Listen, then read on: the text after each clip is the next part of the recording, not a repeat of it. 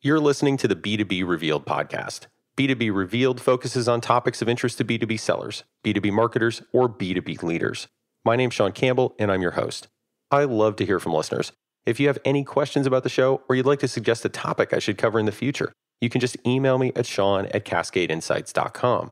Also, if you love this show, don't forget to give us a review on iTunes, SoundCloud, Stitcher, Google Play, or wherever you happen to listen. On this episode, I'll be interviewing Charlie Nooney. Charlie Nooney is the CEO of MobiTV. He's a seasoned media executive with a career dedicated to connecting media and mainstream brands with consumers through emerging technologies. In this interview with Charlie, we cover a lot of interesting ground. We talk about what it's like to move an organization from one customer type to another and the impact on sales efforts. We also talk about what it's like to be a leader of a company like MobiTV when it comes to engendering the right kind of culture and the right kind of decision-making throughout the organization. And finally, we also talk about IPTV and how it's evolving in the US market. In short, I'm sure you're going to love hearing what Charlie has to say. And now, on to the show.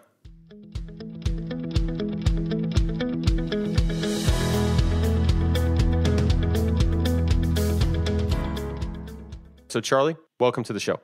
Thank you, Sean. I appreciate it. So Charlie, give me a little bit of your background at MobiTV and what you did prior to MobiTV, because you've got a really interesting history in this space. Yeah, I've been in the media business longer than I care to admit sometimes, but I started my media career at the Walt Disney Company back in the mid-'80s. And I was at Walt Disney Company for 15 years. I was executive vice president of their cable group. Really a tremendously interesting time in the cable business. It was really, the cable business was coming into its own, et cetera. And obviously, the Disney Company was a very big player in the space. I left Disney in 2000 to run a company called PRN, which was a retail media company that did video services for Walmart, Best Buy, Circuit City, et cetera. And I really was attracted to the space for a couple of reasons. One is that it was kind of stretching the bounds for traditional media, which is something that's always been very interesting. It was really the first company, in some ways ahead of its time, where we were actually delivering digital media to locations inside a retail store, or again, creating a viewing experience that had not happened in previous generations of media. Was able to build that company up and sell it to Technicolor Thompson in 2005, ran their broadcast group for a couple of years, and then was attracted to MobiTV. Started MobiTV in 2007. The company started in 2000. It was the first company ever to put video on cell phones. And again, it was really another opportunity to really see media in a different, non-traditional location and explore that, which has always been interesting to me. I've been always fascinated by the concept of how to use media to drive certain behaviors off the traditional set, et cetera. And ironically, now we're coming back full circle, and MobiTV is a platform being utilized in this new world of cable television, where you're taking services and taking the traditional set-top box out of play and using retail set-top boxes as your cable service. That's a great summary. And yeah, you're definitely kind of living in a really interesting space, in a space that's evolving really rapidly, especially in the US market. I heard you say in another interview that I listened to that MobiTV is hung around the hoop when it comes to IPTV. And I listened to the rest of the interview. I have the context on that, but I thought that was a really great description. So why don't you tell the listeners what you mean by that, by the fact that MobiTV is hung around the hoop?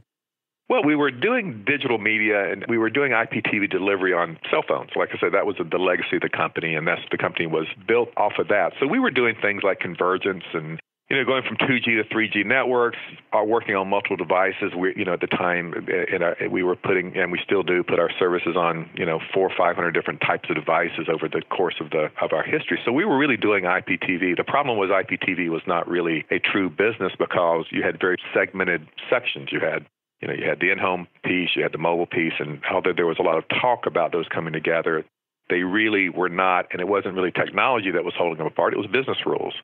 So we knew that those business rules would change over time, and the thing that we really needed to do was just kind of stay in the game and wait for those rules to evolve. So that's really what I meant by hanging around the hoop. We just stayed there and waited for continue the basketball analogy, waited for us to pick up a loose ball and be able to put it back up. So, at the end of the day, that's what happened. We went internationally to make sure our business was viable. We hardened the platform in places like Germany and Japan, and particularly in India, and waited for the rules to change here in the U.S. and the U.S. market to change, where the whole emergence of IPTV, the whole emergence of, retail streaming devices, et cetera, made it possible for us to have a business here. So let's talk a little bit about the U.S. market and how it's changing, because I think most listeners they either have one of those streaming boxes, they have a Roku or an Apple TV or an Amazon Fire TV. But I don't think all of them fully understand how those boxes entirely relate to IPTV and how IPTV is used in other markets. And I know that's something that's kind of right at the center of what you guys are doing. So talk a little bit about how you think the U.S. market is going to evolve. And for an average listener who's usually just kind of using their Roku, what kind of an evolution of IPTV might mean for them. Yeah, no, that really is the core of what we're doing. You're absolutely right. I mean, the thing that has occurred in the U.S. market, and it's just the nature of both the movement and erosion of cable subscribers via Netflix and other IPTV services, et cetera, and also the need to upgrade their plant for 4K and application-based TV-based services, et cetera, that every cable operator is going through the decision of how do I redo my plant? What kind of investments do I make in the cable TV business? What do I need to do in order to stay competitive? I'm starting to see loss of subscribers. My user experience is not as good as some of these streaming platforms because they're based on the IPTV services. They can be updated more frequently, et cetera. And I have these set-top boxes in place that I'm going to have to rip out and put in a new infrastructure to be able to compete. So what our service does is we actually try to make the proliferation of streaming devices in people's homes a positive for cable operators.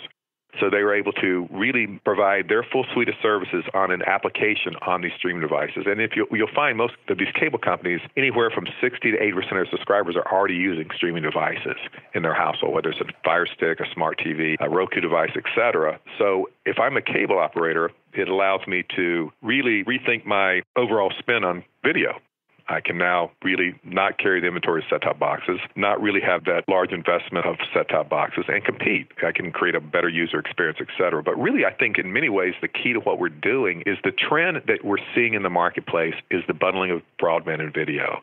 Many of these cable operators, really the focus that they're doing right now is they're focusing on their broadband subscribers.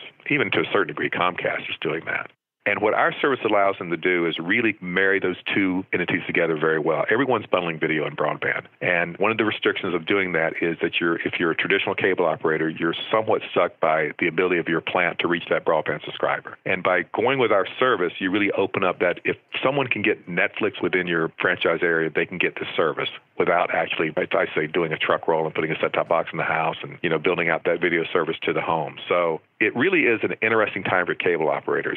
They have to decide, are they going to compete and really kind of make a big investment and go to the next generation of set-top boxes, which will be IP compatible? Do we take advantage of streaming devices? Do we do some kind of hybrid approach? But they're going to have to do something. Or do they get out of the business and just sell broadband and let the video providers like Netflix and Hulu and Sony View and et cetera just go over their network and basically become a gatekeeper? That's a good summary. And one thing I want to drill into there is when you talk about cable providers, just based on some other things I've seen you talk about publicly, you're obviously talking about cable providers that are large, the Comcasts and whatever, but I've also seen you place a lot of emphasis on, what you've called kind of the mid-market or the mid-size cable companies and how they have to evolve, because obviously somebody like Comcast or DirecTV or whatever, they have a lot of assets and they also have a big, somewhat beholden subscriber base that they can kind of push out those set-top box upgrades over a regular period of time. But it sounds like one of the things you guys have really done is optimize for reaching those mid-sized cable operators so they don't have to make that huge technology business leap. So talk to that a little bit. No, you're exactly right. I mean, the fact of the matter is that's been very much our target focus here in the U.S. and North America is that mid-size operator range. Because you're right, the Comcast of the world, the DirecTV of the world, et cetera, they have their own platforms at that. But if you're sitting in the middle of Ohio with a 50, 75, 100,000 subsystem, it is a major decision, or even a 5,000 subsystem. It's a major investment. It's a major process. Like, what do I do here in order to keep up? I don't have 20,000 engineers working on the next generation of a service for me. So we found that's kind of the area that we feels like a very rich area for us right now is to make it possible for those operators to compete. And there's quite a few of them. We were talking about 20 million plus subscribers in the U.S. alone. So that's really our target market, both from anywhere down to we have a multi-tenant system, meaning we can operate multiple systems from one centralized location, or we can provide it in their network. So we can run hundreds of systems simultaneously off our platform. Excellent. So let's talk a little bit about how you structure sales and marketing efforts to target the mid-market, given that requires a bit more scale than hitting a few large players. Because I know a lot of listeners to the podcast, that's how their own, work lives are probably broken down. They're either targeting the enterprise or they're targeting the mid-market or smaller companies. Segments tend to kind of rule a lot of decision making. So how do you think about sales and marketing when you think about targeting this fairly perhaps large array of mid-market players? Yeah, that's a great question, John, because at the end of the day, that probably is the fundamental question of our company in terms of as we transitioned.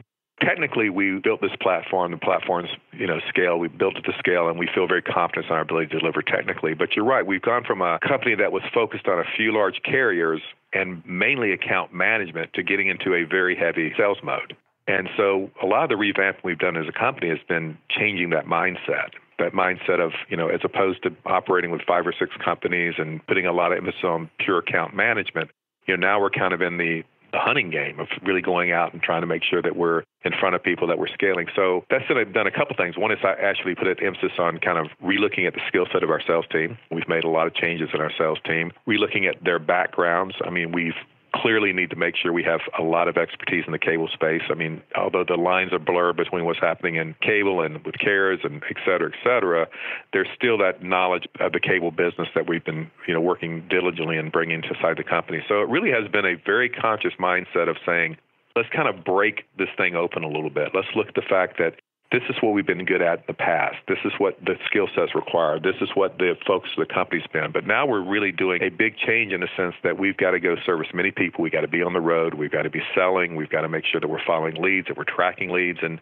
it sounds very simplistic in terms of, most companies do that. But when you've been in a situation where you've been very heavily focused on account management, kind of shifting that mindset to a real hard sales organization has been something that's taken time and effort. And I like to think we've done a good job at it, and we're out there now getting in front of people, but it really was a mindset change, and you can't just gloss over it because it is a very different type of approach to go out to these mid and small cable operators and really convince them to do something different as opposed to going to a large carrier and becoming an application and among many applications that they're doing, but be their video application.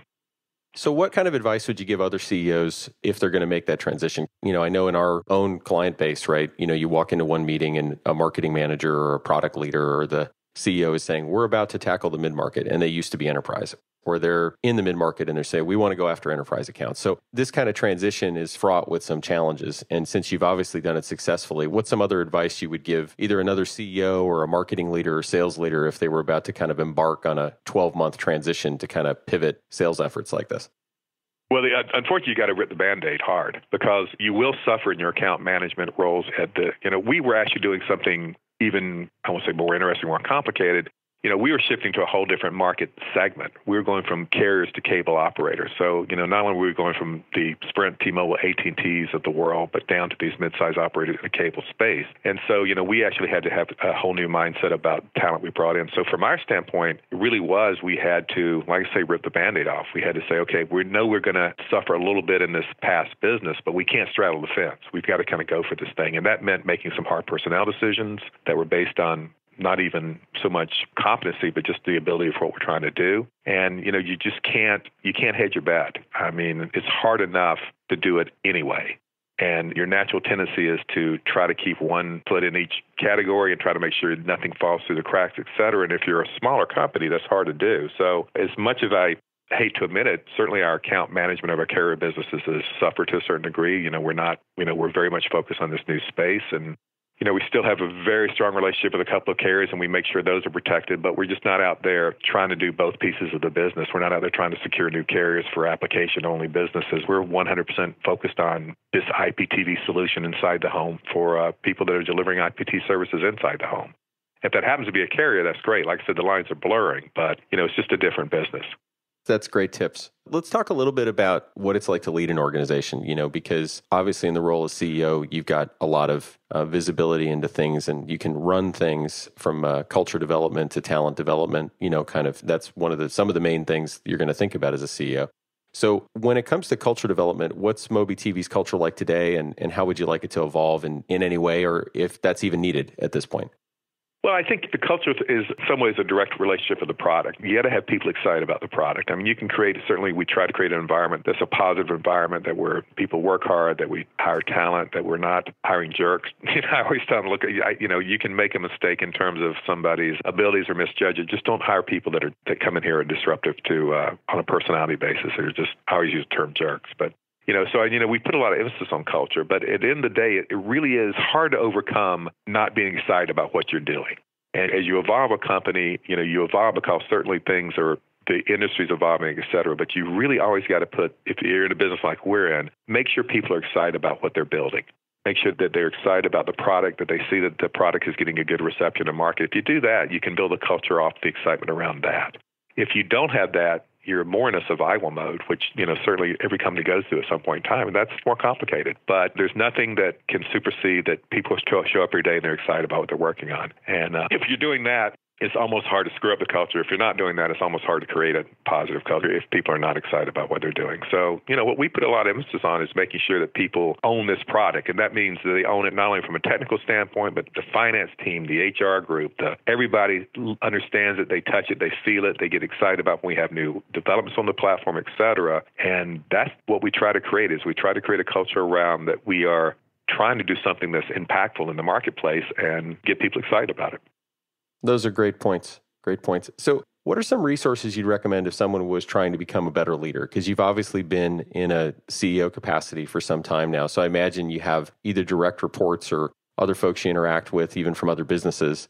And they say, hey, what did you use as fuel to become a better leader? So are there any kind of books or resources or people you think that are kind of important to follow the thought leadership? That's a great question. And like I said, at the end of the day, I've certainly read this book and that book. But the thing that really is, I stress to anyone, and again, I think that I was very fortunate, is as you move up through your career, really listen and learn. I mean, I was very fortunate to be exposed to a lot of strong leadership, certainly into my time at Disney. I mean, it was a great learning ground. It was a great place to really see culturally how people, it's a very strong culture, how that is something that is given a premium. And as much as I certainly would not say, don't read this book or that book or don't, the seminar, all those things are great. But really the most important thing to me is pay attention when you're going up through your career, both in terms of things that are working and, quite frankly, when you see things that aren't working that you question. And it's sometimes I think you get so kind of caught up in the day-to-day of what you're doing as you're advancing or the process of just trying to build a career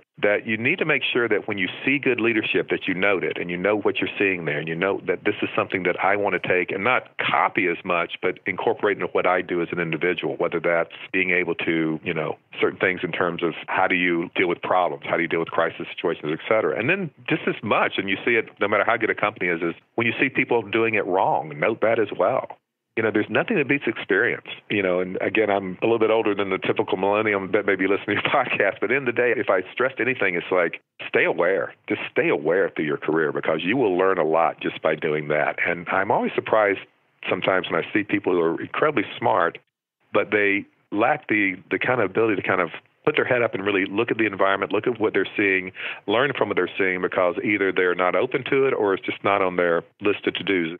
It's not about so much the next promotion, which is certainly something we all look at, or the next gig, et cetera. It really is about making sure you're using your time at that, whatever that environment is. And I've worked at different companies where I've had different things I've learned, but just being aware. And that's the thing I would tell anyone as they go through their careers. Make sure you stay aware and learn because it sounds very simplistic, but I'm always surprised when I see people who are incredibly smart and this is not even directly, there's a lesson to be learned and they just don't learn it. And as a CEO, I try to point out those lessons whenever I can. But at the end of the day, it really is the individual's got to be open to learn it. Yeah, it reminds me of a quote that I can't quite attribute right now. I wish I could. I just can't remember who said it. But, 25 years of experience can either be great or it can be the same year repeated 25 times. And, there's not a lot of learning if you keep repeating the same year in terms of your observation and things like that. And that's a great point. Even at a point like, for me, it was very hard to leave the Walt Disney Company. I loved it. It was a great organization. And really the driving motivator was not so much that I could have certainly stayed there and had to, continue to enjoy what I was doing. But, at some point in time, you challenge yourself and you're trying to make sure that you can take those lessons and take them to another level. And certainly becoming a CEO of a company was something I always wanted to do. And that was the challenge that I took on. But you're right. I mean, you just, you can spend that's a great quote you said. I mean, you can spend the 25 years one or two ways. And if you're going to try to put yourself in a leadership position, I mean, you can certainly say people are born leaders, but it's not that simple. I mean, you really do have to make sure that you're always trying to learn from your successes and your mistakes. I mean, one of the quotes I love is, never let a failure go to waste. And I think that's something that is, as a CEO, you can take into account. Well, that's a great quote, too. And I really appreciate everything you shared on the show today, Charlie. And thanks for joining, too. I'm sure the listeners appreciated hearing everything you've had to say. No, it was my pleasure, Sean. I appreciate you taking time out to give me a call. I really enjoyed chatting with Charlie about all the things he had to say about being a CEO and the evolution of IPTV. And with that, I'm going to wrap up this episode of the show. Don't forget to visit us at cascadeinsights.com, and also don't forget to check out MobiTV at mobitv.com. Thanks for listening.